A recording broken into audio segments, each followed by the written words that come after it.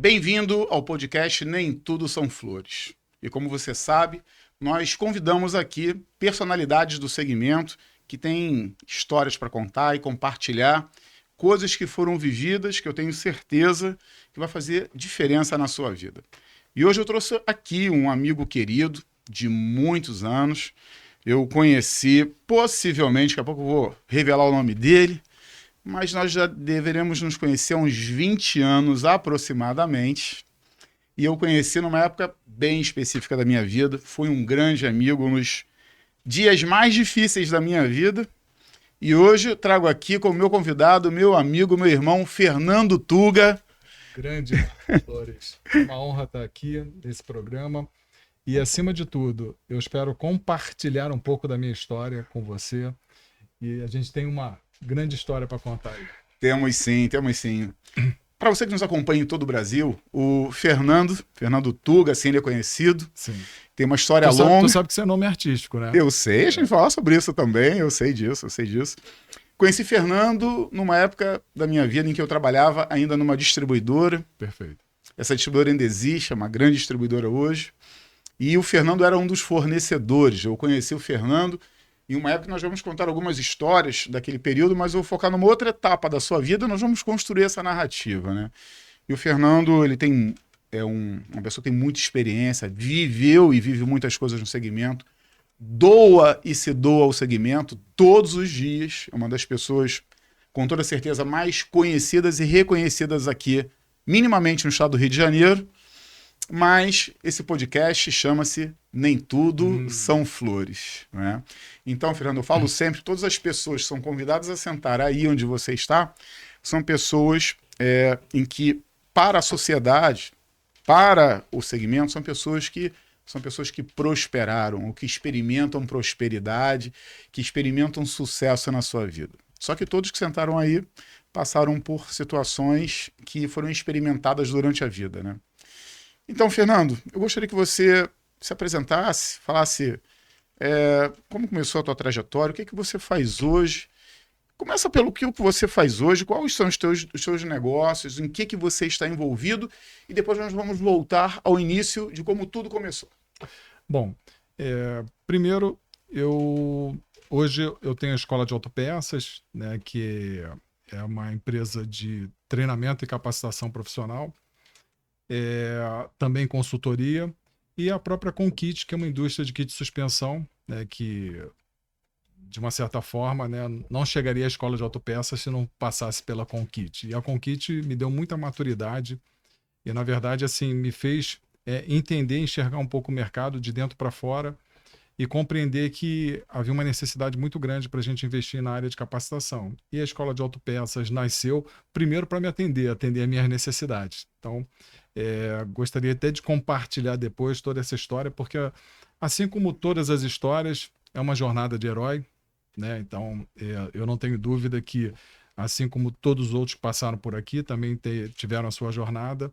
Eu tive a minha, de altos e baixos, naturalmente, mas, assim, de fato é gratificante, muito gratificante estar aqui dividindo um pouco da minha história, principalmente do que diz respeito à Escola de Autopeças, que eu espero que seja um grande divisor de águas também para o nosso mercado, e a gente merece. É verdade. Fernando, você vê.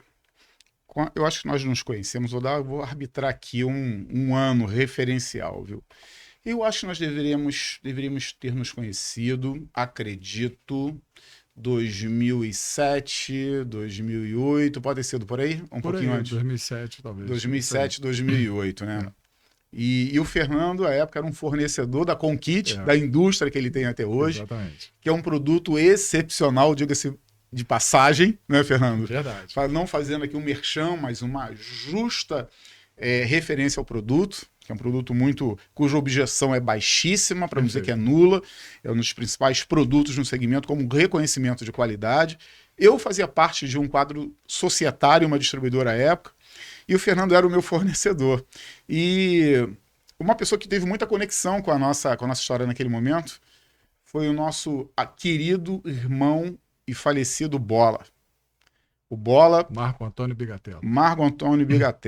Uma das pessoas mais incríveis que eu já tive a oportunidade de conhecer.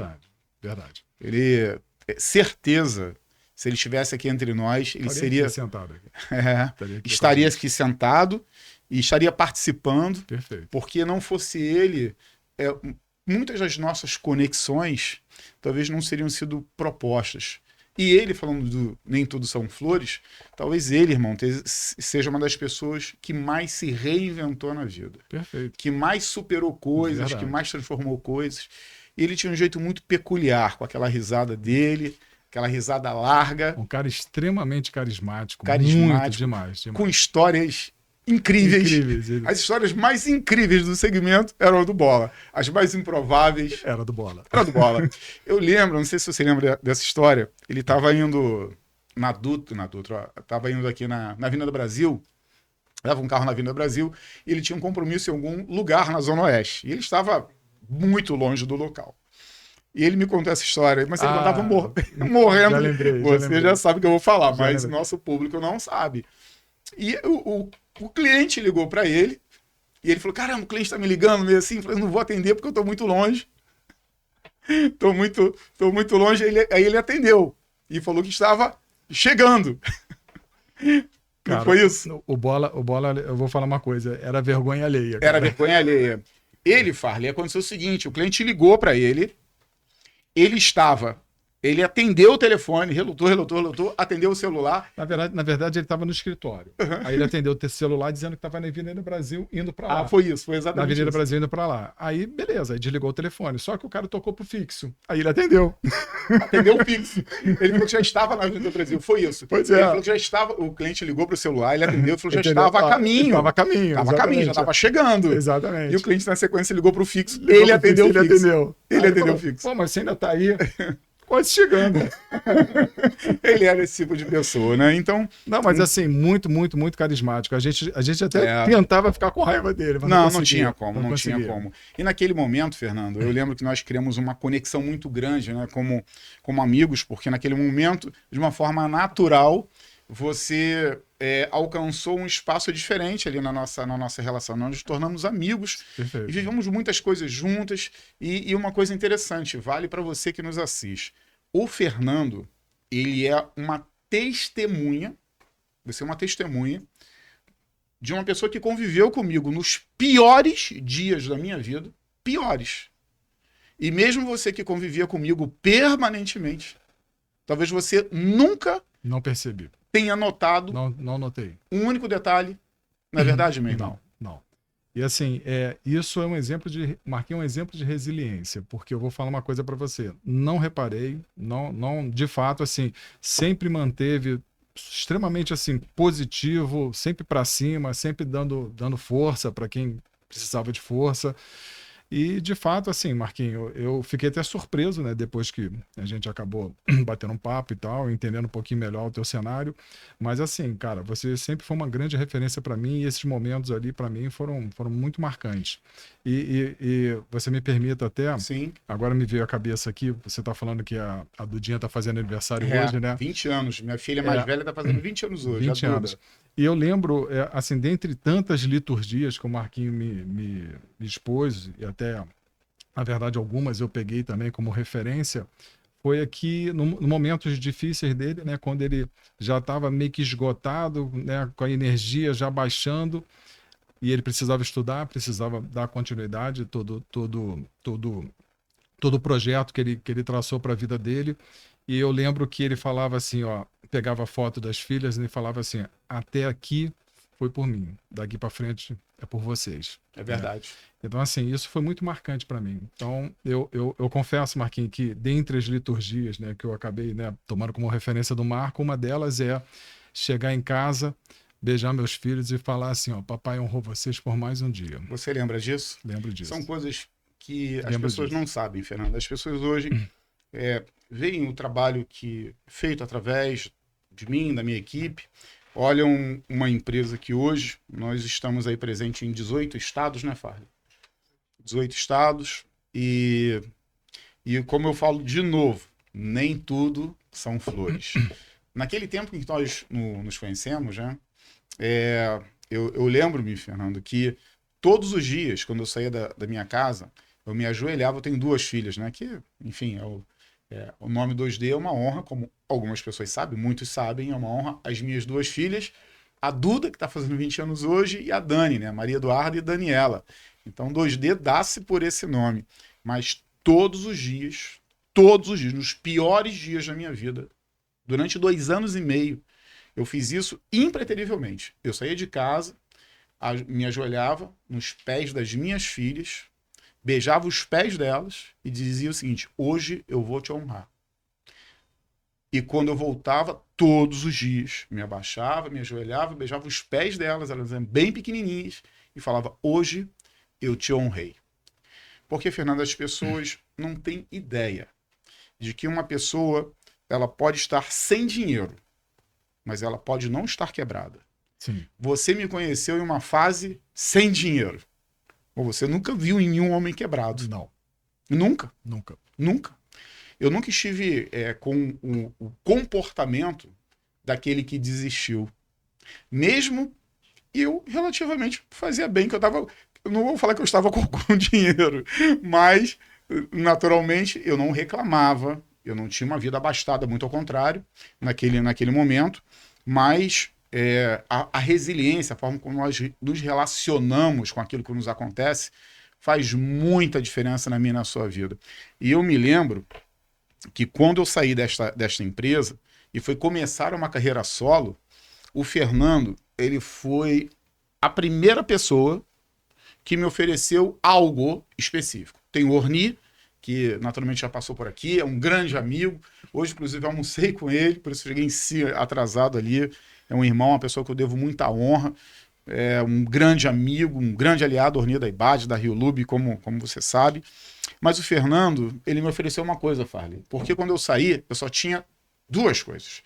Eu tinha um Sandero velho, você lembra? Lembro. Eu tinha um Sandero velho e tinha um celular. E eu não tinha nenhum lugar para trabalhar. Perfeito. Nada. Eu não tinha um espaço para trabalhar, Farley. Não tinha. E o Fernando me chamou na Conquite. Verdade. Me chamou lá na Conquite. Isso foi em janeiro de 2010. Me ofereceu um espaço físico naquele lugar que, se eu quisesse trabalhar dali, Sim. ali seria um novo lugar para minha casa. Até se estabelecer. Verdade. Não foi isso? Foi isso. Exatamente. E as pessoas podem não saber, Fernando, desse tipo de coisa, e nem sabia, porque esse tipo de coisa a gente não fala, mas eu tenho que te honrar, e você lembra disso, porque é verdade. Porque, Fernando, as pessoas que vão nos ouvir em todo o Brasil, cada uma vive o seu momento, mas eu tenho convicção, irmão. Tem pessoas neste momento que, por razões quaisquer, nesse momento, Farley, pensam em tirar a sua vida, pensam em desistir. Pensa em desistir do seu casamento, pensa em desistir da sua empresa, pensa em desistir dos seus negócios, pensa em desistir dos seus filhos, dos seus pais. Por razões que não são pequenas, são razões reais. Mas nós somos homens e somos testemunhas que nós já tivemos razões para pensar da mesma forma. Sim. E não há... eu não quero dizer que uma pessoa que pensa nisso é uma pessoa mais fraca ou uma pessoa mais forte, porque cada um sabe o peso, a relevância, a importância das consequências que tem na sua vida. Só que nós não desistimos e nós continuamos perseverando. Fernando, as pessoas não têm ideia. Eu vira e mexe falo sobre este exemplo, assim, num ambiente fechado, na minha sala, mas acho que uma vez eu já comentei contigo sobre este exemplo. As batalhas campais, em um período em que as guerras, que os combates eram feitos em campos e com escudos, com espadas, e houve um tempo na história em que as batalhas eram desta forma, era muito comum que os nobres eram conhecidos pelas suas vestes no campo de batalha, né? As vestes demonstravam quem era nobre, e era recomendado aos nobres, os jovens nobres, que procurassem no campo de batalha homens com poucas cicatrizes. Porque você imagina para um jovem, um nobre jovem, num campo de batalha, num cenário de morte, enfrentar alguém, um outro homem adversário, com o corpo repleto de cicatrizes. Corpo todo cortado e cicatrizado. Aquelas cicatrizes mostravam exatamente todas as coisas que foram vencidas por aquele homem.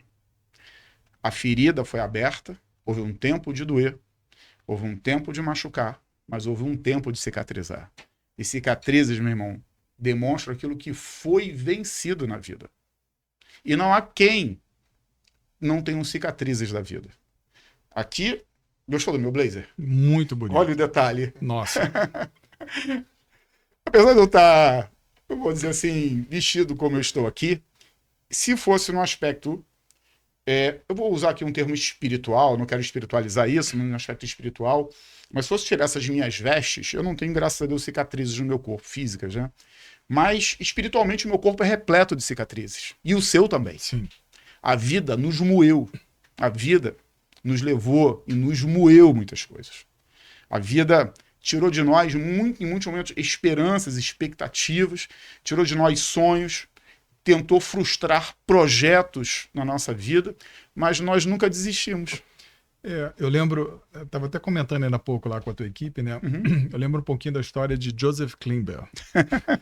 Pô, quem não? Quem não desiste? Quem não? Esse não desiste nunca, né? Então a vida pode dar uma pernada, né? Uhum. E certamente nos deu uma grande pernada, a gente tombou, mas não caiu. Mas uma coisa que para mim é muito importante, Marquinhos, eu tenho até uma frase que eu cito com frequência: só teme a derrota quem não tem convicção da vitória. Pô, fala devagar essa frase aí de novo, porque essa vai pro corte. Fala pra câmera lá e fala pra câmera. Só teme a derrota quem não tem convicção da vitória. Então, Gente, olha aí. Então, na verdade, assim, isso para mim foi sempre uma grande verdade e sempre foi o que me deu força para ter esperança. Esperança num dia melhor. Esperança porque, na verdade, Marquinhos, no fundo, todos os dias, quando a gente acorda, é uma página em branco no diário das nossas vidas. E é nessa página em branco que a gente vai escrever o que a gente quiser. Deus nos permite que a gente escreva o que a gente quiser. Então, assim, eu não quero escrever lamentações, tristeza, arrependimento, rancor, mágoa, nada disso. É uma história nova e eu vou escrever o que há de melhor para minha vida, para minha família, para aqueles que estão no meu entorno. Então, eu de verdade, Marquinhos, assim, sempre foi um pensamento meu nesse sentido e assim, vou falar um ponto curioso, né? Conversando com a minha esposa, falando de algumas características, né? Por exemplo, que você teria uma característica minha, assim, que você acha que seja relevante? Ela falou assim: Fernando, é a sua perseverança. Você não desiste. O que você acredita, você vai lá até conquistar, e você conquista. E falando de conquista, falando um pouquinho do Marco Flores, contando um pouquinho da nossa história, né? Quando eu tive a oportunidade de conviver com o Marco Flores, até então já o conhecia, mas dentro de um cenário meio abstrato, né? Então, assim, quem eu conhecia? Conhecia do que eu ouvi falar do Marco Flores. E sempre foi... assim, as pessoas que se relacionaram com ele sempre falaram muito bem do Marco Flores. Então eu tinha uma grande curiosidade de conhecer o Marco Flores. Então para mim já era uma personalidade, vou chamar de uma entidade, né? Então conviver com ele e perceber o quão humano era essa figura que a gente até tende a criar certos níveis de idolatria, mas como qualquer santo, ele era um homem, né? Então, assim, conhecer esse lado humano do Marco foi muito gratificante, porque, assim, de uma certa forma, tudo aquilo que ele construiu assim como qualquer ser humano construiria.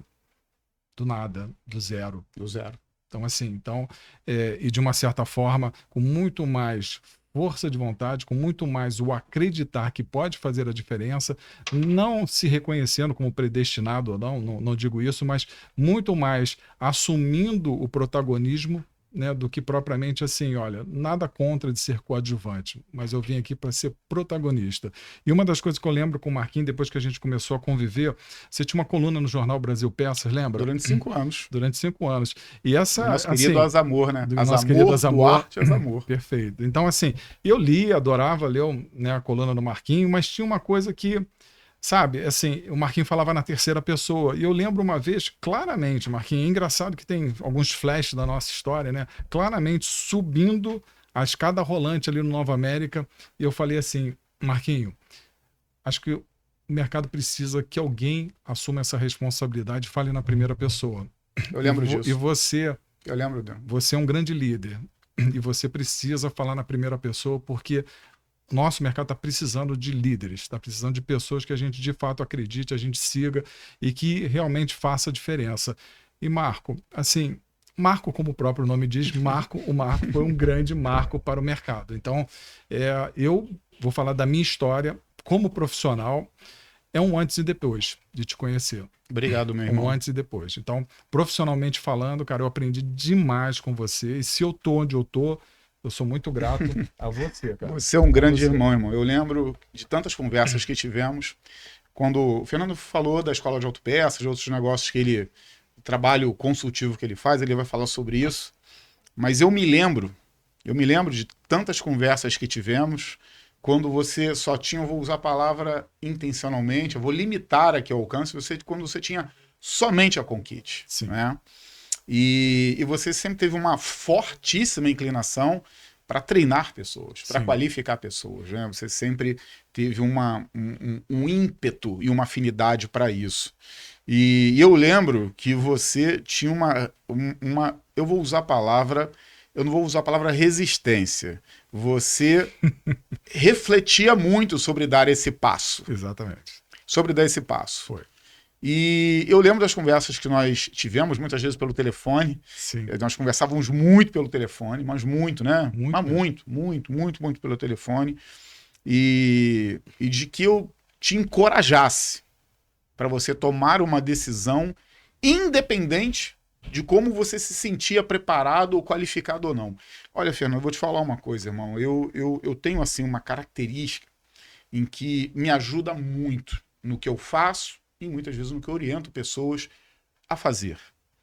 E foi mais ou menos o que estava no meu coração em dizer para você coisas de como eu via e via todas as coisas. Porque não tem pessoas em todo o Brasil que cada um vai ver no seu momento, cada um no tempo da sua vida. Não só de tempo, mas no momento específico da sua vida. Irmão, a nossa caminhada, ela é como literalmente uma estrada escura. Então nós estamos em um ambiente noturno, estamos em uma estrada, um ambiente noturno, e essa estrada não tem iluminação.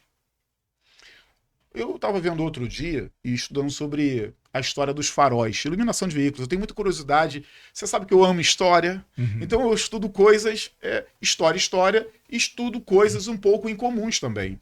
Então eu estava estudando sobre a história dos faróis. É muito interessante, tem muito a ver com o exemplo aqui, tá?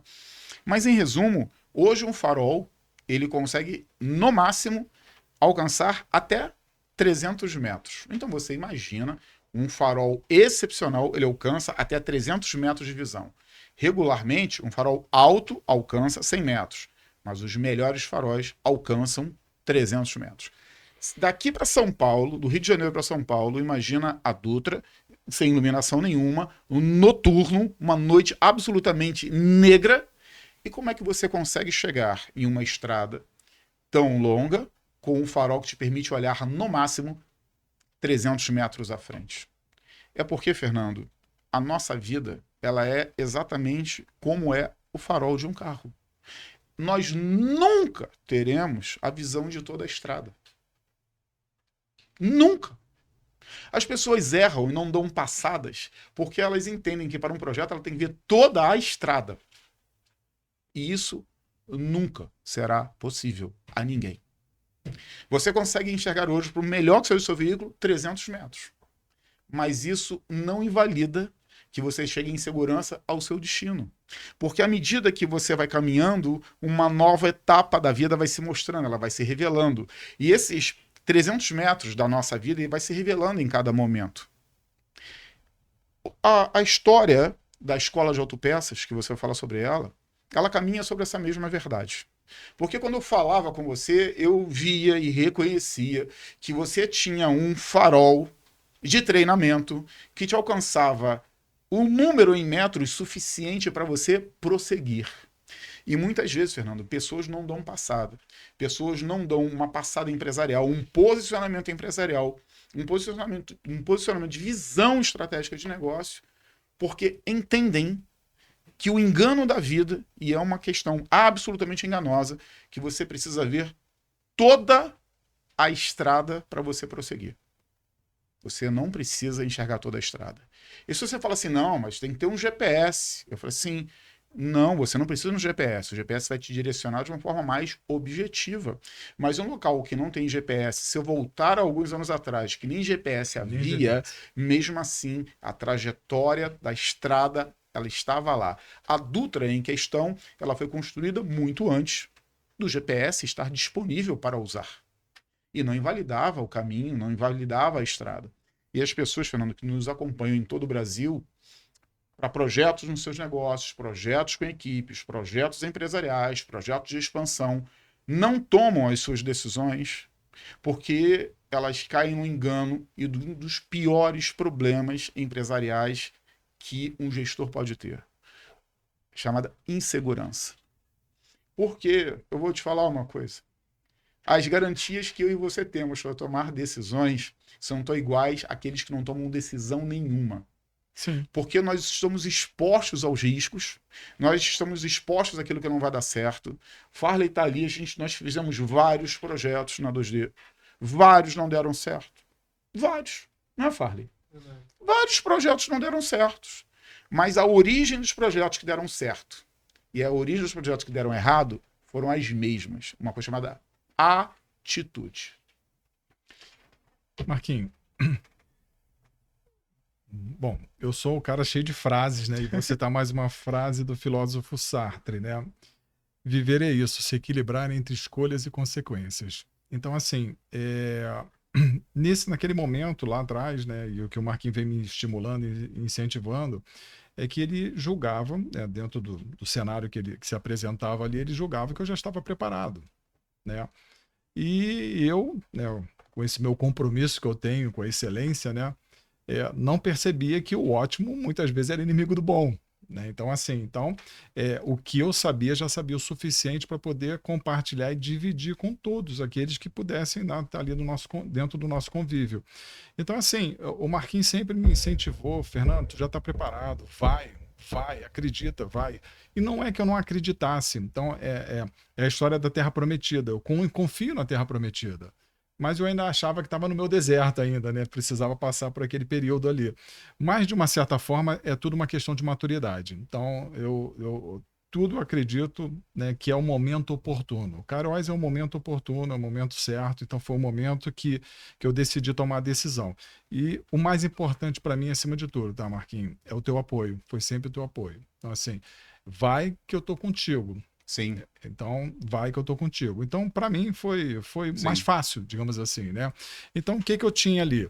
Eu tinha experiência, tinha vivência, tinha uma empresa que também, assim, ainda continua sendo um grande laboratório, né? Então, assim, tudo aquilo que eu experimento fora, eu experimentei dentro da empresa. Então, assim, acho que o grande diferencial até quando... Dentro da Conquit. Dentro da Conquit, exatamente. Então, aquilo tudo que o pessoal entende assim quando assiste um treinamento meu, pô, esse cara fala na minha língua, esse cara, pô, sabe, parece que tá enxergando a nossa operação. Não, eu vivo isso todos os dias. Então eu sei exatamente quais são as dores e sei que empreender hoje, né, é um grande desafio. E nem tudo são flores. Essa é a escola de autopeças. Essa, exatamente. Então, assim, de uma certa forma, Marquinhos, para mim, ter o teu apoio, ter ali, no bom sentido, a sua sombra ali, então me ajudou muito também. A qualificação também foi importante, porque eu lembro da escolinha do professor Raimundo, que era o Marco Flores, né?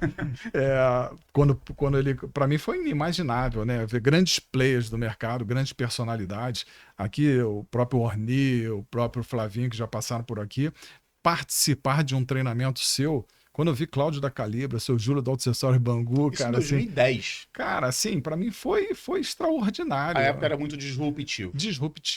E se a gente voltar um pouquinho no tempo também, Marquinhos, você vai lembrar, falar de disruptivo. Eu vou entender o seguinte, a nossa história estava escrita ela já. Então, assim, era meio que assim, ó, vai transformando, vai criando aqui, mas ela já está pronta, tá? Mas vai lapidando, né? Na verdade foi isso, vai lapidando aqui.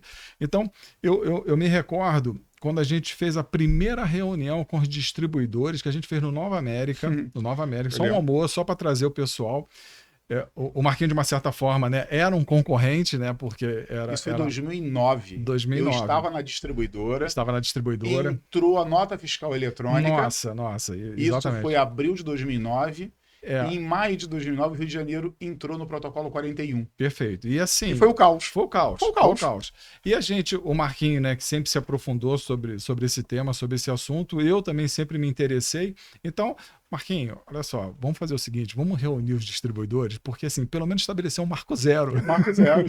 Fizemos algumas reuniões em 2009. Fizemos, promovemos e assim... Na 27 de setembro, você lembra? Foi, na 27 de setembro fizemos 2 encontros e assim, foi dali que eu conheci pessoas também maravilhosas, como o próprio pessoal que eu já convivi, que já eram meus clientes, né?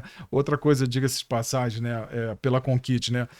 A Conquit me proporcionou tantas coisas maravilhosas na minha vida, mas dentre elas ter clientes e amigos. Sem dúvida. Clientes e amigos. Cara, eu sou um privilegiado. Mas voltando aqui.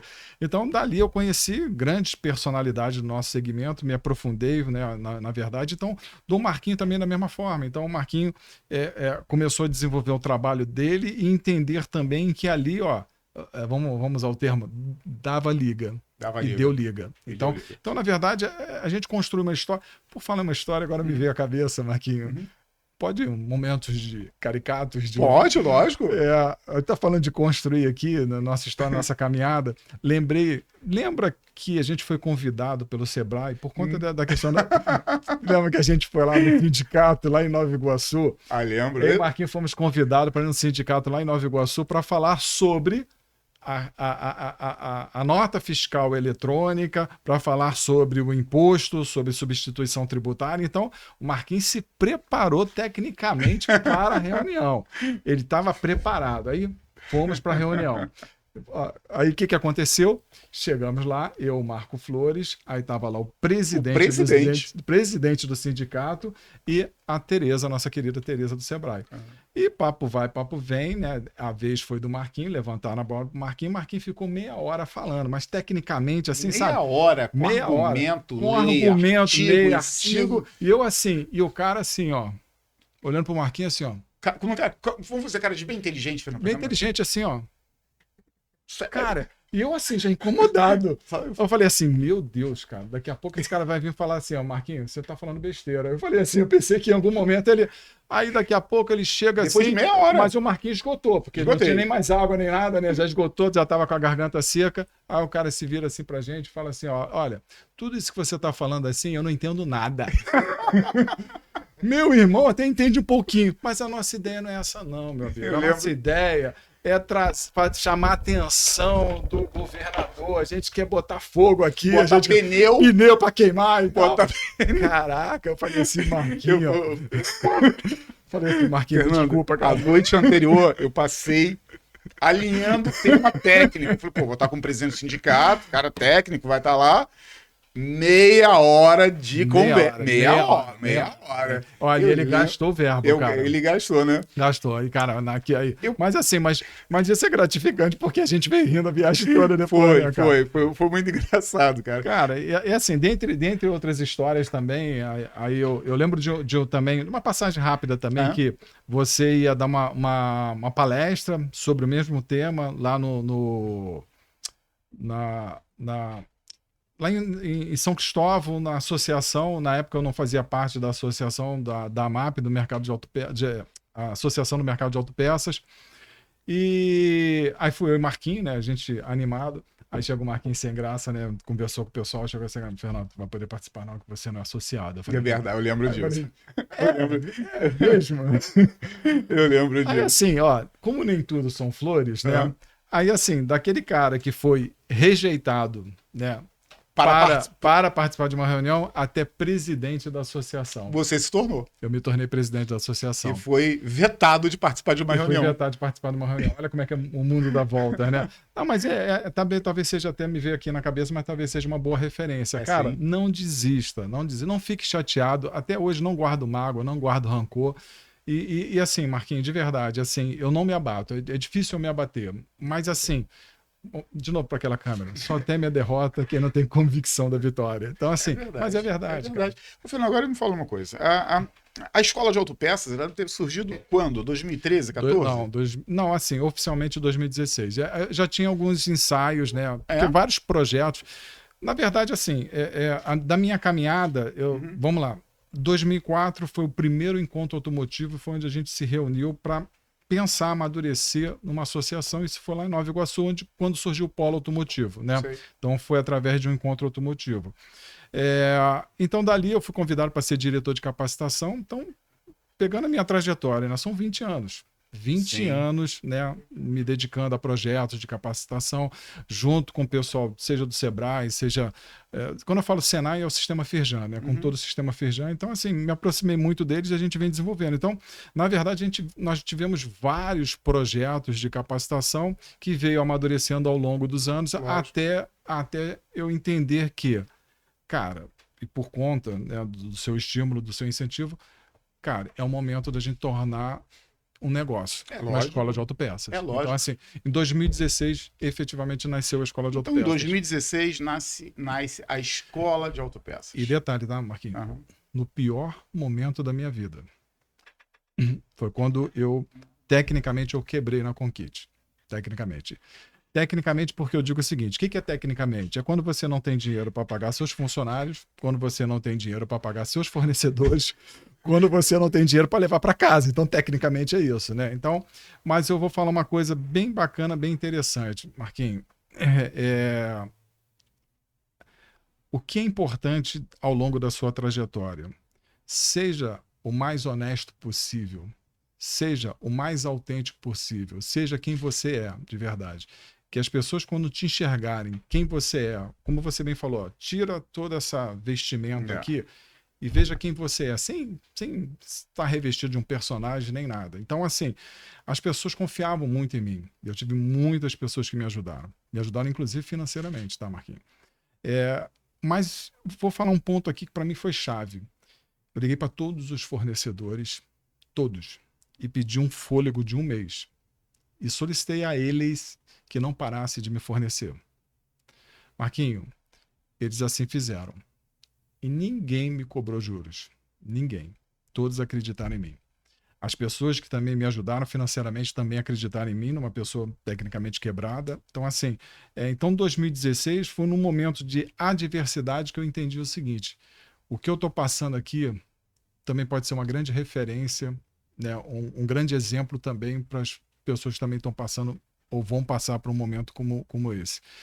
E assim, Marco, foi muito difícil, você sabe. Eu sei. São várias noites traiçoeiras, né? Então, assim, e eu acho que o momento mais marcante para mim nesse período foi quando eu sentei com a minha esposa e cogitei a possibilidade de uma mudança radical na nossa vida, de sair de onde a gente estava, de tirar nossos filhos da escola. Aí é o momento que você fala assim, ó, cheguei no fundo do poço.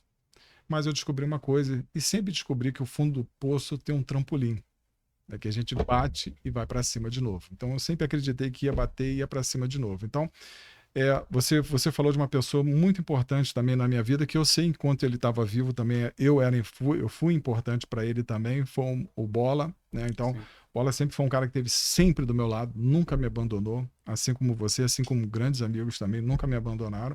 Então, assim, Marquinhos, a escola de autopeça nasceu da adversidade. Nasceu desse momento ímpar, nesse momento de desesperança em algum momento, né? Mas eu tinha certeza, isso aqui vai ser um instrumento para mudar vidas. Vai começar pela minha. E foi daí que surgiu, de fato, a Escola de Autopeças. Você vê como a nossa história ela se assemelha em vários pontos, sim, né? Por uma história muito parecida com a sua, mas por razões diferentes, mas pela escassez financeira. A escassez financeira nunca nos quebrou. Nunca. Nós só ficamos sem dinheiro. Sim. Aquele negócio que eu comecei dizendo no início. Ficar sem dinheiro é diferente de estar quebrado. Sim. Irmão, deixa eu falar uma coisa. Tem pessoas no Brasil inteiro que estão com os saldos bancários no melhor momento da história dessas pessoas. Mas emocionalmente elas podem estar destruídas. Destruídas. Com pessoas que não conseguem se levantar da cama. Verdade. Totalmente diferente de ficar sem dinheiro. Sim. Irmão, pergunta para alguém que perdeu uma pessoa relevante na vida dele, e com uma relevância de um pai que perde um filho, de um filho que perde um pai. O quanto ele estaria disposto a trocar neste dia toda a fortuna dele por ter um filho de volta. beleza? Sem dúvida. Então, a vida, ela tem várias facetas. E uma das facetas é nos inclinar a que nós possamos sempre aprender, às vezes de uma forma necessária, para que a gente consiga transparecer e revelar às pessoas uma forma de aprendizado muito real. Eu acredito, sabe, irmão, que tem coisas que nenhuma formação acadêmica vai nos dar. Tem determinadas questões que nenhuma formação acadêmica tem o poder de te levar a esse lugar. E eu vou te falar, o lugar da escassez financeira, ela te faz você ter um encontro com você de uma pessoa que você nem sabia que você era. Você nem sabia que você era capaz de fazer isso. Você nem sabia que você era capaz de construir isso. Cara, como eu milito na área fiscal, milito profissionalmente na área tributária, eu nunca tive, como eu falo, ninguém que até hoje me deu um livro, uma nota de rodapé para ler esse assunto que é importante. Porque é o que eu falo sempre, área fiscal e área tributária não se aprende tomando champanhe. A área fiscal, se você não sabe nada e você precisa começar, tem que estar com muita conta atrasada em cima da mesa. Nem impossível. Porque é tão penoso, o processo é tão difícil, ele mói tanto aquela pessoa que se expõe a isso, que as pessoas desistem, dado a dificuldade para aprender coisas. Aí você vê que a escola de autopeças, ela surge em um momento necessário para que você tivesse autoridade. Porque tem uma coisa diferente, é uma coisa que é uma autoridade. Tem uma autoridade sobre a mim e sobre a sua vida, em áreas distintas. Nós atuamos de forma complementar. Mas essa autoridade que está sobre as nossas vidas não tem a ver com os cursos que nós fizemos. Tem a ver com os resultados que nós realizamos com o pouco que nós tínhamos. Cara, vira e mexe, eu falo sobre o poder do pouco. Eu sou muito antipático, olha o que eu vou dizer, hein? Eu sou muito antipático quando o ambiente é de abundância. Em ambiente de abundância, as distrações estão todos os dias na nossa mesa. Irmão, você vive num ambiente de abundância, pode ficar tranquilo, tá? Todos os momentos a distração flerta com você. Olha, irmão, vou te falar uma coisa, de verdade. Imagina um cemitério com algumas lápides empresariais. Então é um cemitério de empresas. E ali está a causa-morte das empresas, beleza? Uma pode ser sucessão, outra pode... Cada uma tem a sua causa-morte. Mas aqui tem uma causa-morte, uma lápide enorme, chamada distração. As distrações da vida levam empresas e negócios para um ambiente sepulcral. É um sepulcro caiado. Só que quando você perde tudo ou quase tudo, a única coisa que você não pode ficar nesse ambiente é distraído. Você pode ficar preocupado, você pode ficar resignado, você pode ficar aflito, você pode ficar com vários ambientes emocionais diferentes, mas a distração não é um ambiente como esse. E nesse ambiente em que nos sobrou tão pouco, mas sobrou um Fernando que talvez você nem conhecia, você foi apresentado ele em 2016. A mim, o momento definitivo da minha dificuldade financeira foi o final em 2009, 2010 eu começo a 2D. Então, em final de 2009, eu conheci um outro Marco Flores que eu não conhecia. Porque, Fernando, eu trabalhei 22 anos no segmento de autopeças. E, talvez como você, o sobrenome é o sobrenome da tua empresa. É o Fernando da empresa tal, sim, é o Marco da empresa tal. E o meu, eu não me chamava Marco Flores. O meu nome era Marco da empresa tal. Quem me conheceu como Marco Flores? As pessoas muito íntimas minhas. Eu não sei, mas certeza aí você tem o nome e o sobrenome da sua empresa, era o meu caso. Marco da tal.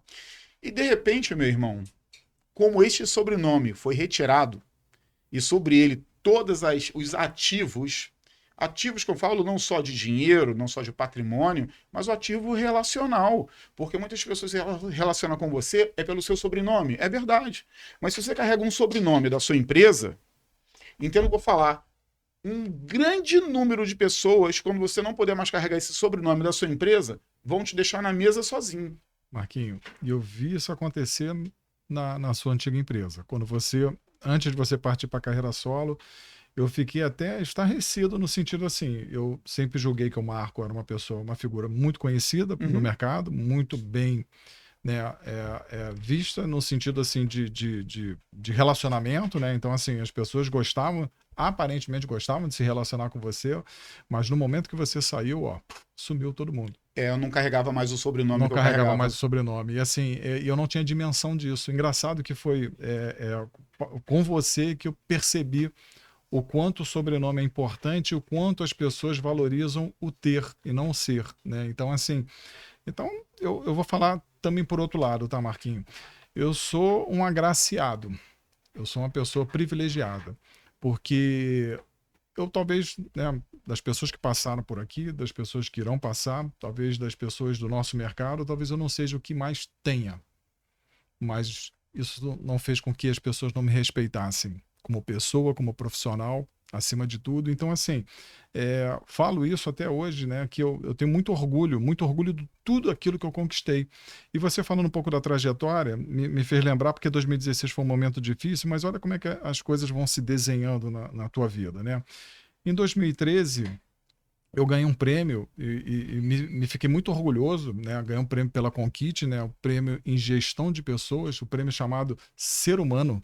Então, assim, é, eu lembro até que em 2011 foi quando eu comecei a concorrer por esse prêmio, concorri por 3 anos e ganhei no terceiro ano.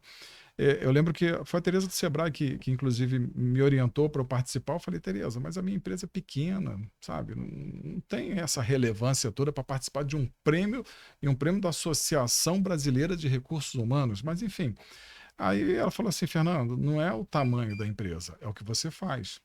É o teu diferencial, né, ao tocar na gestão da sua empresa. Aí eu acreditei nisso, acreditei, né, participando do primeiro prêmio, primeira premiação, ficamos em segundo colocado, no outro ano, 2012, segundo colocado novamente.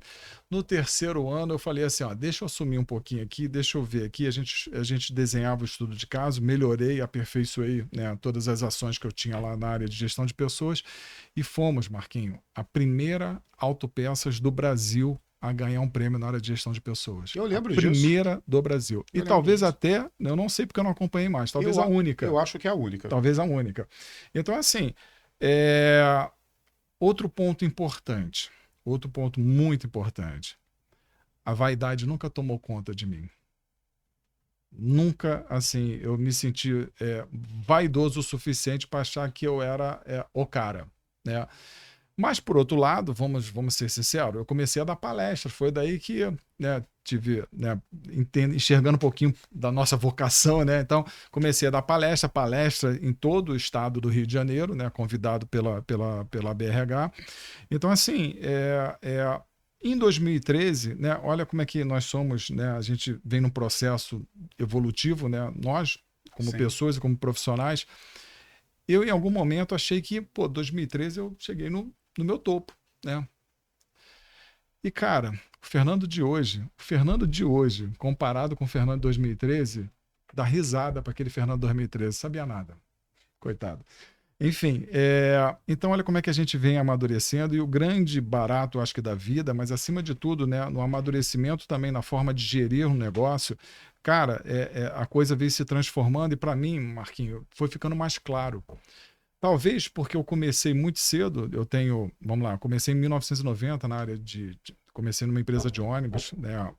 Eu lembro até hoje, Marquinhos, que como a maioria, né, a gente fala muito que o nosso mercado é um mercado residual, ninguém se forma especificamente para trabalhar em autopeças, ninguém quando é pequenininho, mais jovem, sonha em trabalhar em autopeças, via de regra a maioria caiu de paraquedas ou herdou, né, o negócio do pai. Mas eu lembro que eu caí de paraquedas. Então, eu comecei no almoxarifado de uma empresa, mas, na verdade, meu primeiro trabalho com autopeças foi assumir o departamento de compras, porque o comprador, que era um dos sócios da empresa, ia passar férias. e me colocaram para substituir ele sem conhecer um parafuso, sem conhecer uma peça, cara. Eu lembro até hoje que a primeira compra que eu fiz, graças a Deus, eu comprei errado. E tive que devolver, né? Primeira compra, já a primeira devolução. Mas enfim, então foi um grande aprendizado, mas de lá para cá, daquele Fernando, né, de 1990 até hoje, dentro dessa trajetória, eu passei por uma distribuidora e tive vários mentores, né? Então, naturalmente, assim como o Marco Flores é um grande mentor meu, tive vários mentores ao longo da minha trajetória, ao longo eu chamo de jornada de herói, ao longo da nossa jornada de herói, porque empreender no país hoje tem que ser herói. Tem que ser herói. Tem que ser herói. E eu lembro do lançamento do programa Formação, já a gente vai falar sobre ele. O lançamento do programa Formação foi a primeira pergunta que eu fiz para todos que estavam ali presentes, que a maioria eram 90%, 95% eram gestores, eram empresários, né? Você é herói ou vítima? Todos nós somos heróis. A gente não cabe se posicionar como vítima. Nós não somos vítimas. O que a gente conquistou por mérito. Então, assim, de uma certa forma, todos nós somos heróis, todos nós também, né, guardando as devidas proporções, somos também sobreviventes. Quando você falou das cicatrizes, ele é um sobrevivente, aquele lutador é um sobrevivente. Então, todos nós somos sobreviventes e chegamos onde chegamos por mérito. Lógico, Marquinho, ao longo dessa trajetória também, a gente veio se capacitando. Então, aquele cara lá de trás, assim, né? Eu achei, porque em determinado momento, até na empresa de ônibus, Marquinho, eu fazia coisas que só os diretores faziam, que era comprar pneu direto, era pneu, combustível, então fora, né? Tudo relacionado à compra, era tudo comigo. E eu assumi 3 garagens. 3 garagens era a minha responsabilidade. E era um balaio de gato, assim, de carroceria de um tipo, motor de outro, enfim, né? Eu lembro que a gente tinha Mercedes, Scania, Volvo, era uma salada. Mas, enfim, e tudo estava nas minhas costas. Em algum momento eu achei que era até insubstituível. Foi bom que eu aprendi desde cedo, né? Então, assim, na verdade, eu saí, botar no trem no meu lugar e tudo ficou resolvido, né? Mas, assim, Marquinho, de lá para cá, pegando essa trajetória, pegando esse amadurecimento, então, Fernando de 2013, eu venho traçando alguns marcos também, né, da minha carreira. 2013, achava que sabia muito. 2016, né, naquele momento de escassez, sim. Olha como é que Deus prepara. Deus, né, abre algumas portas para você. Do nada, Marquinho, eu ganhei um prêmio na área de gestão empresarial em 2016 e eu fui receber no Sheraton, junto com o pessoal da COFAP. A COFAP também ganhou esse prêmio. Lembro desse prêmio. E a Conquite ganhou junto com o pessoal da COFAP, Magnete Marelli e COFAP. Então, assim, para mim, naquele momento, foi assim, ó, entendi. É uma nova jornada. Então, assim, e dali que eu encarei essa nova jornada e entendendo o seguinte, Marquinho, isso eu sei que você também, né, vem dessa escola. A gente não parou mais de estudar, de se aprofundar, de se aperfeiçoar, de mergulhar, de entender e de entender um pouquinho de gestão. Por quê? Porque a gente compreende quanto mais a gente tiver seguro, né, muitas pessoas precisam também de uma orientação. Eu sei da minha responsabilidade. Eu sei que quando eu falo, muitos param para ouvir. Então, assim, sei que eu carrego essa responsabilidade, né? Então, mas por outro lado, Marquinho, eu estudo para isso também. Eu me preparo para isso. Então, assim, hoje eu sou muito grato quando alguém para e fala assim, que eu também faço consultoria de empresas, né? Quando alguém fala assim, Fernando, a minha empresa foi um antes e depois que você passou por lá. E isso para mim, de novo, tá, Marquinho? Não me envaidece, não massageia meu ego nem nada, mas assim, ter a convicção, a certeza de que, pô, é isso. Aquele papel que desenharam para mim, aquela estrada que você falou ali, a gente vai enxergando de 300 metros, é isso, cara. Então, assim, eu entendi. Então, assim, ó, hoje eu funciono muito mais como um instrumento que, se quem estiver comigo, ou trabalhando comigo, ou propriamente dentro de uma consultoria, ou até nos treinamentos, se aproveitar esse instrumento, cara, parabéns, você vai longe.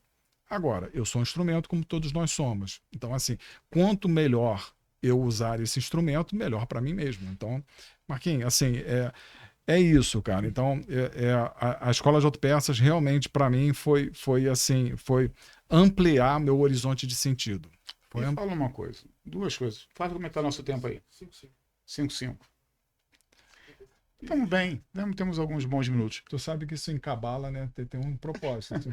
Olha, o meu conhecimento de cabala, vou te falar uma coisa, ele é tão subterrâneo, eu não consigo nem opinar. Falando da escola de autopeças, quais são os cursos que a escola de autopeças hoje tem na sua grade? Então, Marquinhos, assim, vamos lá. Lembra que eu falei no começo que a escola de autopeças nasceu para me atender primeiro. Então, qual a maior necessidade que a gente tem hoje, né? Qual é o cargo que a gente mais forma profissionais? Estoque. Então, eu tinha uma carência muito grande para qualificar meus estoquistas. E todos os treinamentos que eu arrumava para eles e tal, seja do Sebrae e tal, eu percebi que eu conseguia só, sei lá, 20%, 30% de conteúdo ali que eu conseguia aproveitar para o nosso segmento. Então, o que eu resolvi fazer? Cara, eu vou fazer um treinamento específico, exclusivo, com 100% de aplicabilidade, que é o que o compromisso que eu assumo até hoje. 100% de aplicabilidade. Então, comecei com o estoquista e deu super certo. Então, as coisas se encaixaram, eu via pelo pessoal que participava. Não sei se foi no começo desse ano, Marquinhos, agora também não me recordo. Eu lembro que eu apliquei um treinamento para estoquista e teve um amigo de uma distribuidora que logo no primeiro dia ele me ligou e falou assim: Fernando, o que você falou para os meus garotos? Cara, eles promoveram uma revolução aqui. E de novo, Marquinhos, não me deixou envaidecido. Na verdade, assim, me deixou convicto de que esse é realmente o caminho. E que se eu colaborei, se eu ajudei para que hoje o estoque dele esteja mais organizado por conta dos seus colaboradores, cara, para mim foi ótimo isso. Então, vamos lá, voltando aqui. Então, para estoquista, quando eu percebi que deu liga, que realmente encaixou, que realmente tem aplicabilidade, aí eu expandi. Porque qual é a nossa necessidade hoje? A nossa necessidade é para todos os cargos dentro de uma empresa. Então, tem treinamento para todos os cargos. Então, tem para vendedor, tenho para comprador, eu tenho para RH, eu tenho agora para financeiro. Então, e a gente vem aperfeiçoando também esses treinamentos. Então, para todas as áreas da nossa empresa, eu tenho um treinamento específico. E 100% de aplicabilidade. 100% de aplicabilidade. No segmento. No segmento. Então, assim, por isso que eu não troquei o nome, né? Escola de autopeças, é para autopeças. Embora eu também tenha muitos alunos de motopeças, mas acaba, muitas conexões e tal. A predominância é uma conexão. E agora eu venho também num projeto assim, amadurecendo os treinamentos, imaginando o seguinte, ó, eu olho para minha empresa, então imagina que eu tenha, vamos tomar como referência de novo estoquista júnior, o pleno e sênior. Então, se eu vou criar, e daí nasceu o programa Formação, se eu vou criar uma trilha de formação, se eu vou criar um itinerário formativo para ele, então preciso ter o treinamento para o aprendiz, para o pleno, né, o júnior, pleno e o sênior. E qual é o grande propósito também, né? Eu vou falar assim, que é o grande sonho de uma empresa de autopeça, né? Formar nossos próprios profissionais. Sim. Então, eu compreendo que se um bom estoquista, ele pode se tornar um bom vendedor. Um bom estoquista, ele pode se tornar um bom comprador também. E até, quem sabe, até um administrativo, né? Então, nesse sentido que eu investi em treinamentos específicos. Também tem treinamentos que não são específicos para propriamente um cargo, mas são treinamentos que envolvem aí desde liderança estratégica, que é para líderes, comunicação eficaz. Eu lembro, eu estava recentemente lendo um depoimento do Fernando Mendes, né, da Wisman. O Fernando falou uma vez assim, cara, o que você ensinou, eu estou resumindo aqui, né? O que você ensinou é perfeito, é exatamente isso que a gente precisa aplicar na nossa empresa. O que falta agora é coragem, né? Para priorizar. E de fato né? Mas então tem treinamentos também que são mais comportamentais. Por exemplo, eu tenho algumas metodologias que eu acabei criando, Marquinho. Uma que para mim é crucial, é essencial, é fundamental, é trabalhar a parte comportamental dos colaboradores. Então, eu vou te dar um número estatístico aqui, né? Essa pesquisa Bom, ainda está atualizada, né? A própria BRH lançou uma pesquisa que a cada 10 profissionais, né, que eu contrato por conta das suas competências técnicas, 9 eu mando embora por mau comportamento. Imagino. 90%. Eu diria até que a gente pode aumentar para 100%, tá? Porque se eu pegar aqui, ó, fizer aqui, ó, pega os teus últimos 5 colaboradores que vocês dispensaram, vê se não foi por mau comportamento. E de fato é. Então, eu desenvolvi também uma metodologia que são as 7 competências comportamentais essenciais para esses profissionais. Eu fiz um acréscimo que é para se tornar um livro de autoajuda, que é as 7 competências comportamentais essenciais para os profissionais de alta performance. Olha que lindo, né? Esse nome parece o nome dos imperadores do século XVIII. Pois é. Então, assim, Marquinhos, você vai concordar comigo. 7 competências são elas: comportamento ético, não dá para abrir mão. Sim. Quando a gente faz uma avaliação de desempenho, essa é a primeira avaliação que eu faço de um colaborador. Se ele tomou pau na primeira, eu não quero nem saber o que ele é bom. Porque se ele não é uma pessoa confiável, se ele não é uma pessoa que gera credibilidade, ética. Se ele não é, eu não quero nem saber o que ele é bom. Mas assim, ele para mim não é uma pessoa confiável. Então vamos lá, comportamento ético, senso de responsabilidade, isso tudo dentro do treinamento. Tem também comunicação eficaz, porque por mais que a gente tenha várias ferramentas para se comunicar, eu costumo dizer o seguinte, ó, comunicação muitas vezes não é o que você fala, é o que o outro entende. Então, assim, se preocupar, né, para usar a ferramenta exata, a comunicação exata, ser assertivo, né, na sua comunicação. Senso de prioridade, que tem a ver com gestão do tempo. Tem também inteligência emocional, muito, né, necessário para os dias de hoje. Sempre atual. Senso crítico. Tem desenvolver um pensamento crítico é muito importante também. E agora, compromisso com a excelência. Então, no fim, é você fazer algo que... Vou citar aqui uma frase de Mário Sérgio Cortella. Faça o seu melhor nas condições que você tem, enquanto não tem condições de fazer melhor ainda. É verdade. Então, assim, não se justifique. Então, assim, então, essas 7 competências, a gente trabalhando muito bem nossos colaboradores, desenvolvendo a parte comportamental, a técnica, aí entra com os treinamentos, entra com os cursos e a gente vai embora. Agora veja você, meu irmão. Quantas coisas foram construídas, reveladas, aprendidas, fortificadas, edificadas, impulsionadas depois de uma escassez de dinheiro. Perfeito. Né? Exatamente. Depois de uma escassez de dinheiro. Fernando, nós nunca iremos compreender o que Deus deseja de fato para as nossas vidas, né? Os nossos propósitos, as nossas responsabilidades e aquilo que é um projeto que os céus têm sobre a nossa vida. Né? Você não precisa me dar um número, mas eu gostaria que você falasse um número realístico de pessoas que neste período pós-16, possivelmente, você já treinou. Me dá um número possível. Cara, me dá um número possível. Não sei se eu daria. Não sei, tem máquina de calcular aí. Eu vou ser simplista. Assim, eu vou pedir para que você diga um número. Porque eu preciso desse número para concluir o meu raciocínio. Tá, Marquinhos, então eu posso chutar? Porque você sempre me ensinou a falar com convicção. Fala com convicção. Marquinhos, talvez 6 mil. Talvez 6 mil pessoas. Talvez 6 mil pessoas. Beleza. Bom, eu vou te fazer uma pergunta. Se em 2016 fosse o ano mais próspero da Conquite, ao invés de ser um ano da pior e mais grave escassez de dinheiro, você não estaria hoje tocando, afetando, impulsionando, direcionando, ajudando a 6 mil pessoas.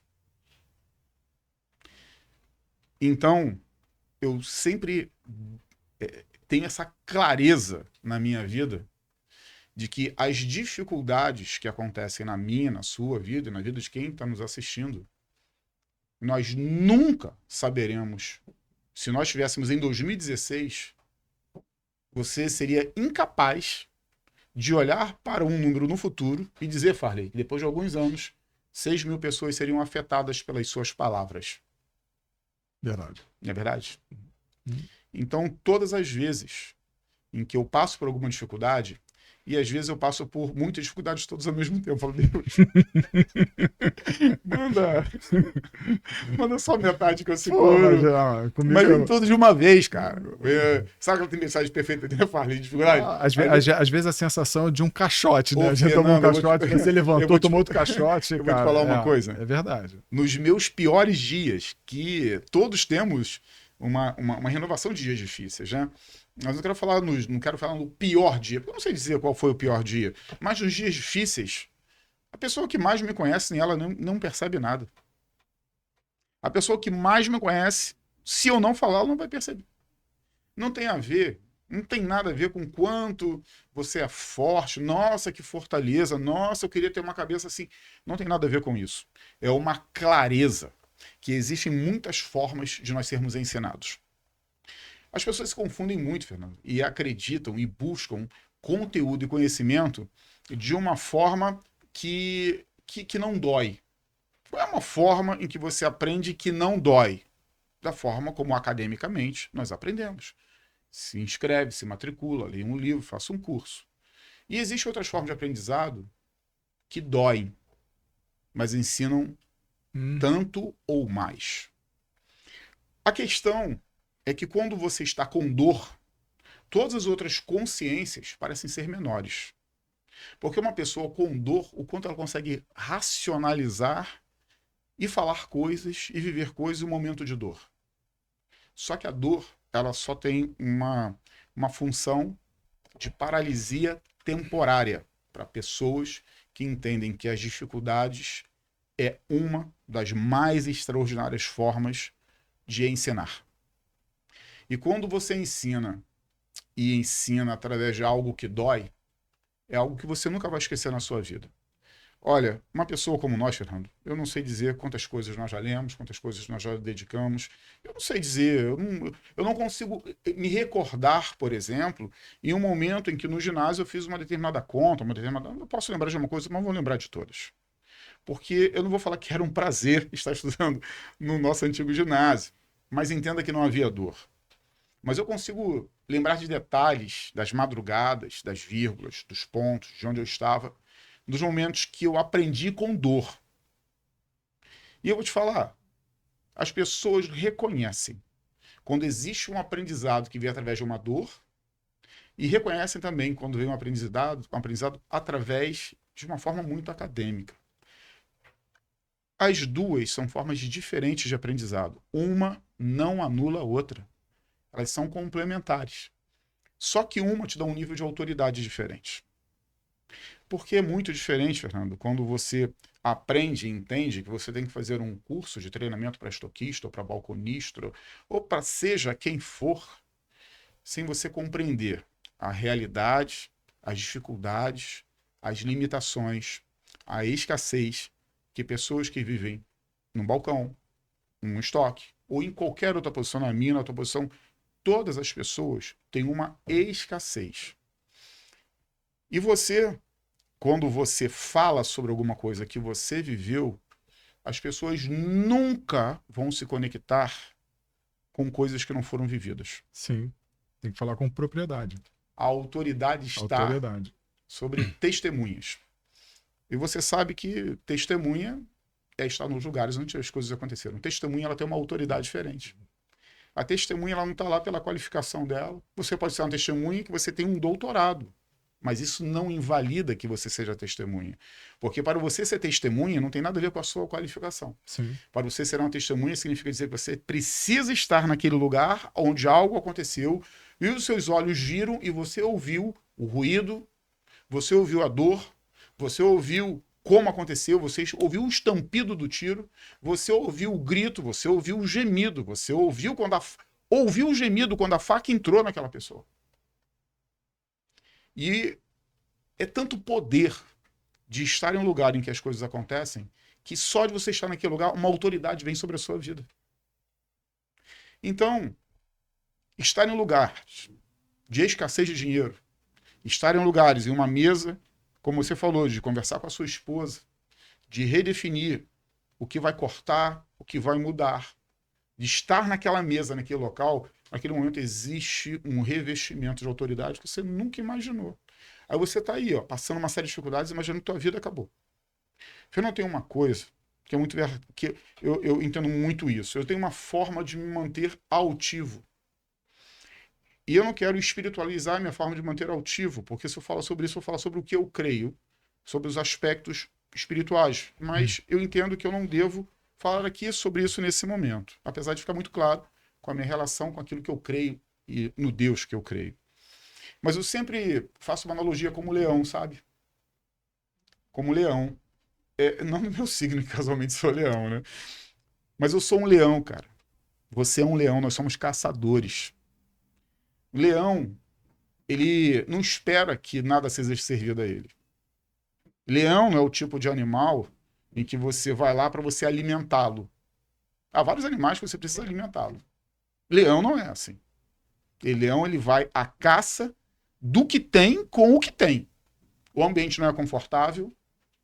Para conquistar o que tem é com briga, é com luta, é com força, é com posicionamento. Então tem uma coisa para mim muito clara, sabe, irmão? Com quem eu ando, com quem você anda. Porque às vezes, quando nós ouvimos, leões não devem ouvir conselhos de ovelha. Eu não estou aqui falando da ovelha do Senhor. Não, não, não, não. Eu estou sendo claro. Estou falando no aspecto animal. Uhum. Leão não deve ouvir opinião de ovelhas. Porque elas vão dizer que o leão deve se alimentar de capim. Leão tem que andar com leão. Leão não anda com outro animal. Leão anda com leão. E para você ser um leão, o ambiente que o leão vive é um ambiente extremamente difícil para ele. A forma da caça, como que come, de que forma come. Você lembra que tem uma frase? Essa frase é minha. Você falou de várias frases. Registra que essa não tá no Google não, tá, irmão? Vou olhar para a câmera e vou falar. Você vai lembrar dessa frase. Na trincheira não se come de talheres. Lembro. Trincheira... Lembro, meus filhos usam também. Usam? Usam. Olha, não usam talheres, ou não usam a frase, não, né? a frase. Na trincheira não se come de talheres. Essa frase ela é tão poderosa porque é uma frase real. Ela é conclusiva. Ela define que o ambiente que você vive, como você lida com aquilo que você precisa executar. Você imagina, a Primeira Guerra Mundial foi uma guerra conhecida como Guerra de Trincheiras. Você imagina em uma trincheira na Primeira Guerra Mundial, naquele ambiente de lama, de chuva, de morte. Totalmente adverso. Adverso, como que eram feitos os alimentos para aqueles soldados na trincheira. E é muito real quando eu vejo aquelas cenas, e com toda certeza você já viu em algum momento na sua vida, em algum filme que você viu, aquele ambiente naquela trincheira, com mortos a todo lado, de como se come naquele lugar. E eu vou te falar, quem vai para uma trincheira daquela e volta vivo, as pessoas, elas conquistam uma coisa que poucas pessoas conquistam, o direito de ser ouvido. A pessoa que volta de uma trincheira, ela não tem nada a ver com a qualificação dela, não sei se ele era engenheiro, se ele era físico, se ele era matemático, eu não sei o que aquele homem, com que formação ele entrou numa trincheira. Mas se ele foi naquele lugar, se ele botou o pé naquele lugar, se ele saiu vivo daquele lugar de morte, e ele conquista o direito de ser ouvido. Nós somos esse tipo de homem. Eu lembro-me, Fernando, de quantas vezes eu e Flávia, nós já passamos, quando chegava ali por volta, né, dos dias de vencer as contas predominantes, né, de como era difícil, de como era um sofrimento para a gente. Encarar todas aquelas contas e escolher qual delas seriam pagas e quais não teriam a menor condição de serem pagas. E aos olhos de quem daqui pudesse ver, e eu não compartilhava, eu posso ter certeza, em dias, com toda certeza, pela nossa proximidade à época em que isso aconteceu na minha vida, com toda certeza, eu tenho certeza que houve dias em que nós convivemos juntos naquele dia e de noite eu tinha que enfrentar essa realidade com a minha esposa. Ou talvez no dia seguinte eu tive com você e encontrei essa realidade no dia anterior com a minha esposa. E mesmo você não percebeu nada.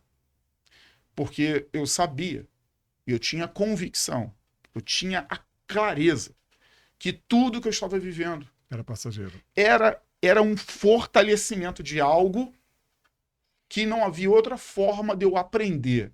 Insisto em dizer, você pode estar só sem dinheiro, você não está quebrado. Tem muita gente, como eu falei, com um bocado de dinheiro na conta, pensando, Farlin, em acabar com a vida hoje. E preferia viver outra vida. E preferir viver outra vida. E estar sem dinheiro muda tudo.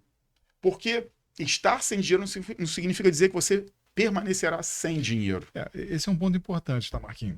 Viver a escassez não quer dizer que você... E isso é muito comum também. Quem vive a escassez acaba criando um trauma e tem medo de crescer, tem medo de conquistar, tem medo de chegar no topo, né? Porque entende que isso tudo vai perder tudo de novo. E não. Tem que ter um pensamento, acima de tudo, um pensamento também de abundância. Você tem que acreditar, você tem que se reprogramar. E essa questão da programação que a gente normalmente tem, de programação mental mesmo, né? De entender o seguinte, olha, eu passei por isso com um propósito, eu passei por isso tudo, foi, acima de tudo, para me tornar mais forte, para me fortalecer. Me fortalecer para quê? Para um outro momento que eu vou viver na minha vida. Eu lembro bem, no período da pandemia, Marquinho, eu tenho um grupo chamado Papo sobre Gestão, e tem nesse grupo, né, de WhatsApp, tem vários empresários que participam desse grupo, e foi um grupo muito importante no período da pandemia, porque a gente ficou sem informação, ficou sem canal, né, confiável, e tem pessoas, né, presidentes do sindicato que fazem parte desse grupo. O que aconteceu, Marquinho? Eu falava para todos, cara, eu recebia ligação, sem exagero, Marquinho, 6 horas da manhã e até 10 horas da noite, e estimulando as pessoas, cara, vai passar, confia. A gente se preparou para viver esse momento. Você se preparou para viver esse momento. Vai passar, vai passar. Acredita, confia.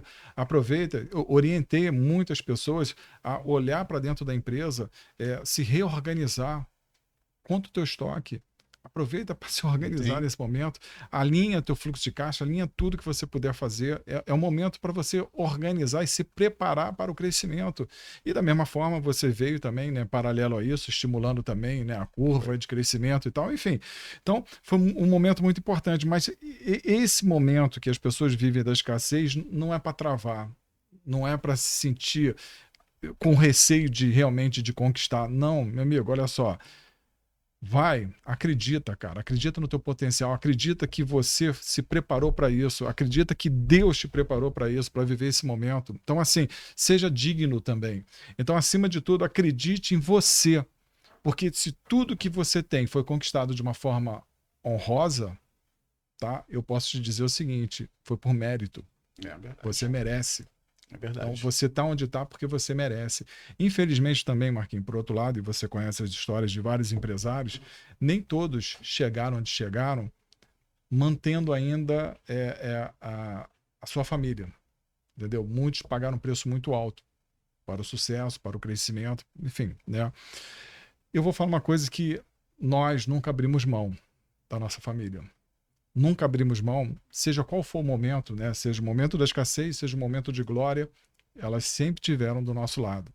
Então, uma coisa que eu, e falo para você também que está passando por dificuldade, eu posso te dizer o seguinte, vai passar, creia, vai passar. Isso é só temporário, é só para te fortalecer. E eu vou falar uma coisa assim, Marquinhos, eu sempre acreditei muito nisso, e da minha família eu sempre transmiti as melhores palavras. Então, assim, as palavras de força, de fé, acima de tudo, chegar para os meus filhos e falar assim, ó, eu lembro de uma passagem, quando eu sempre trabalhei muito essa questão também comportamental e tal, eu lembro que eu pedi o Lucas, meus dois pimpolhos, né, Lucas e João Paulo, eu pedi para o Lucas me ajudar numa determinada matéria, aí ele foi lendo a matéria junto comigo e tal, ele olhou para mim e falou assim, papai, você está treinando a gente para ser gerente? Porque, de fato, é aquilo que você falou. Sim. Da autenticidade, é o que você vive dentro de casa também. Então, assim, eles sempre confiaram em mim. Então, esse senso de responsabilidade que a gente não pode abrir mão. E nada contra aqueles que tropeçam, nada contra aqueles que, de repente, vacilam. Vacilam, eu digo assim, de não confiar em si, tudo bem. Mas vai passar, cara, acredita. E Marquinho, o que mais a gente faz hoje, pela proximidade que eu sei que você hoje não é só um consultor, você não só vende um produto, seja ele qual for, você, na verdade, você é um grande amigo de muitos empresários, assim como eu sou também. É verdade. Então, o que eu deixo eles de uma forma à vontade é: venha como você é. Então, abra teu coração, confia em mim, e que eu puder, sempre vai ter uma palavra amiga.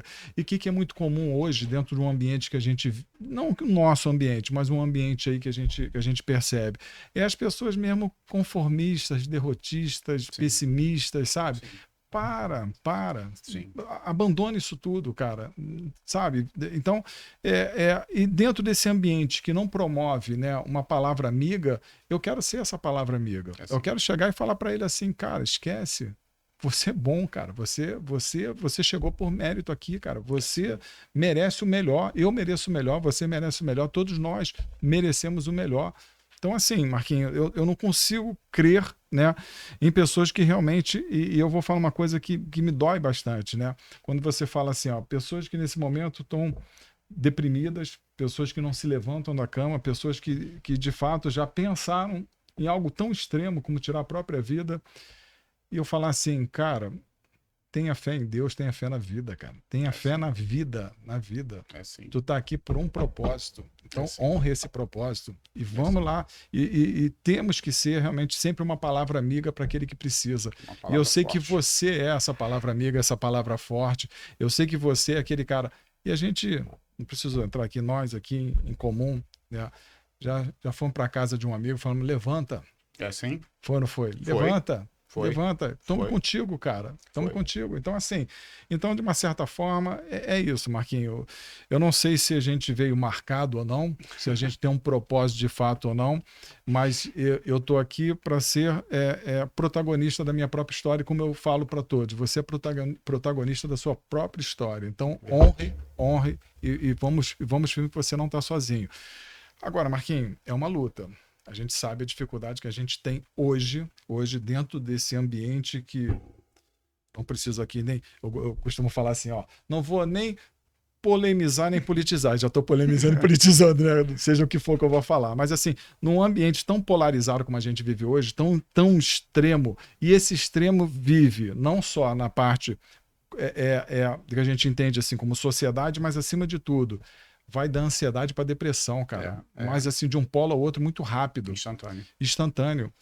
E assim, Marco, o que a gente prega acima de tudo, cara, é o que Aristóteles sempre falou, né? É o meio termo de ouro. Meio termo de ouro, assim, cuidado com os extremos. Então vamos viver o meio termo de ouro. Então vamos viver uma vida que, de fato, vale a pena ser vivida. E é isso que eu costumo pregar. Como é que tá nosso tempo aí, diretor? 1h21. Teremos as considerações finais. Já? Passou tão rápido. Você tá vendo? Teve o episódio 2. Aí você, Fernando, para fazer as considerações finais aqui. Eu tinha uma listinha aqui, cara. Para você ver como que é importante essa nossa conversa de forma realmente humana, de coisas que nós vivemos, sabe, Fernando? Eu aqui, antes de fazer as minhas considerações finais, dar a palavra final aí para você, rapaz, eu já vivi, quando eu vou usar a palavra trevas, eu não quero dizer de forma umbralina. Sim. Eu quero dizer, eu já vivi em tantos momentos em que as luzes da minha vida se apagaram. As luzes da minha vida se apagaram em vários momentos.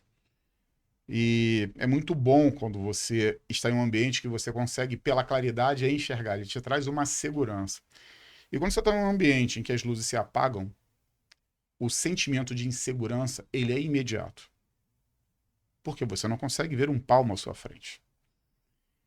Mas eu sempre tive e tenho a clareza que quando o ambiente for assim na minha ou na vida de qualquer pessoa, que não impede que nós acendemos uma única vela e aporte essa vela. Segura essa vela. Lembra do poder do pouco? Sim. Tem pouca iluminação, o conjunto é pequeno, a vela ilumina pouco, Farley. Mas ela ilumina o suficiente para aquele momento. E isso é tão comum que nos momentos em que falta energia naturalmente em algum lugar, e dentro da medida do possível, as velas, elas trazem o que é possível para se iluminar naquele momento. elas trazem o que é possível para se enxergar naquele momento. E há momentos na vida que nós temos alguns canhões de luzes aqui, né? E essa iluminação é ótima para esse momento. Mas nós temos, sim, em determinados momentos nós não temos esse recurso de iluminação. Mas nós sempre portaremos o que nós temos, que é o poder do pouco. Então, mesmo um ambiente bem escuro, uma pequena centelha, ela tem o poder de iluminar muita coisa quando o ambiente, Farley, é de extrema escuridão. Então, nenhum de nós está vedado, nenhum de nós está blindado de que as luzes temporariamente se apagam. Mas exatamente como funciona, como nós conhecemos, de forma repentina, as luzes voltam também. É como um apagão, sabe? Deu um apagão e as luzes começam a voltar. E da mesma forma, quando existem determinados apagões físicos, que falta iluminação, não impede que seja o momento de você pegar o que você tem e fazer uma pequena iluminação com o que você pode utilizar. E nós temos que ter sempre isso em mente, que quando as luzes da nossa vida se apagam, não impedem que a pouca luz que nós temos, através dessa vela de forma simbólica, seja suficiência para que a gente possa fazer o mínimo com aquele pouco de iluminação que é possível. E assim em tudo na nossa vida. Há momentos em que nós temos todos os recursos e nós não valorizamos. Nós muitas vezes valorizamos a importância da luz exatamente quando ela vai embora, quando ela se apaga. E nós percebemos a relevância de uma claridade quando a escuridão vai embora. É impossível saber a importância do que é uma luz sem que você tenha experimentado a escuridão. Nós fomos levados à escuridão durante um tempo. Nós não somos luz. O que está sobre nós representa a luz. Então a escuridão que está sobre a sua vida, ela, quando a luz chegar, você vai ter você nunca mais vai ver a luz como se fosse só uma luz. Você vai ver como um recomeço. E as pessoas que nos ouvem, Fernando, em todo o Brasil, cada uma delas no seu momento experimentaram ou experimentarão a sua escuridão. Mas insisto em dizer e dou a palavra para você para as considerações finais. A escuridão, ela apenas nos demonstra a importância de que quando a luz voltar, haverá uma celebração. Sabe, em bairros que está sem luz há algum tempo, sabe, em bairros que está sem luz há algumas horas, talvez há alguns dias, talvez há vários dias, e quando a luz volta, é uma alegria. É uma alegria. Mas aquelas pessoas sempre viveram com energia na sua casa durante a sua vida inteira. Mas um breve e curto período de escuridão faz você perceber a luz que retornou como uma festa. Muitas vezes é na ausência que a gente enxerga o valor, né? E a ausência, ela é necessária para enxergar o valor. Pergunte para um pai que não pode abraçar o seu filho nesse dia o quanto é a dor da ausência de chegar em casa e não poder mais abraçar o seu filho. Pergunte a uma pessoa que vive uma separação e acabou a sua vida, da importância que tem numa mesa ao lado de uma família feliz. Pergunte para um filho que perdeu uma mãe a importância de, no Dia das Mães, não poder mais ir na casa da sua mãe em um dia especial, ou um dia qualquer, para dar um abraço na sua mãe. Marquinho, desculpa, você vai finalizar aí, mas eu me vem muito na cabeça, recentemente perdi meu pai, você também perdeu seu pai, me vem muito na cabeça o não vivido. Eu não me arrependo do não vivido. O que eu pude viver, eu vivi. Então não foi na ausência que eu dei valor. Eu dei valor enquanto estava aqui comigo, do meu lado. E é assim que eu procuro fazer com todos ao meu entorno. Então assim, Marquinho, de fato, na ausência a gente sente dor, sim.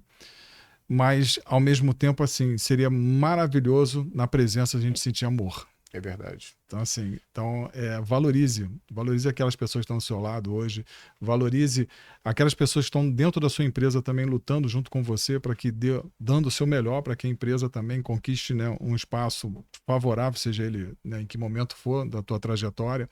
E, acima de tudo, valorize a oportunidade que é estar aqui. Por exemplo, hoje, nesse momento, trocando esse bate-papo aqui tão gostoso aqui com você, mas é o momento de estar aqui trocando experiência, vivência, né, da nossa humilde vida, né, mas acima de tudo, se puder estar colaborando com a vida de qualquer um que esteja aqui nos ouvindo. Mas assim, é tão gratificante, cara, viver uma vida que vale a pena ser vivida, cara, que as pessoas, se realmente um dia tiverem consciência disso, cara, vão olhar o amanhecer de uma forma diferente. É assim. Entendeu? Então, anoitecer sempre vai anoitecer, mas tenha fé que vai amanhecer. Então, a luz vai bater na porta da tua janela, da tua casa, enfim. Mas, Marquinhos, as suas considerações finais que eu já Quero te agradecer, meu irmão, por esse tempo, porque... O que eu queria falar só para fechar, eles me indicaram aqui que, olha para aquela câmera ali, né? E dê um ar de seriedade, assim, ó. Vou falar uma coisa que meu pai me ensinou, é que ele disse que a mãe dele ensinou a ele. Muitas vezes, viver não é difícil é saber viver. Então, assim, ter a sabedoria para aprender nas adversidades, transformar obstáculos em oportunidades, isso é para poucos, mas é para você também. Entendeu? Então, assim, Marquinho, muito obrigado mesmo. Assim, eu não imaginei esse momento aqui, né, de estar aqui com você, ou que imaginei de repente num outro formato, mas assim, não imaginei que fosse tão intenso. E acho que foi intenso, assim, né, do que diz respeito a contar um pouquinho da nossa história. Merece um podcast 2 depois, né, pra gente se aprofundar um pouco mais. Mas, cara, somos nós aqui, na mesa. Eu e você. É a história das nossas empresas também. É. Então, assim, seja da 2D e todo o seu ecossistema, né? Seja da própria escola de autopeças. Então, somos nós aqui apresentando como nós somos. E creio, é assim também no dia a dia das nossas empresas e é isso que a gente também oferece para os nossos clientes. Então, acima de tudo, muito obrigado. Obrigado mesmo, de verdade. Foi um prazer. Você sabe que é um prazer sempre estar com você. Igualmente. Você é um presente aqui para a nossa vida, né, Fábio? Gente, é isso. Chegamos aí a mais um final de um podcast. Muito obrigado, muito honrado com a sua audiência aqui. Um abraço, até o nosso próximo episódio. Tchau, tchau.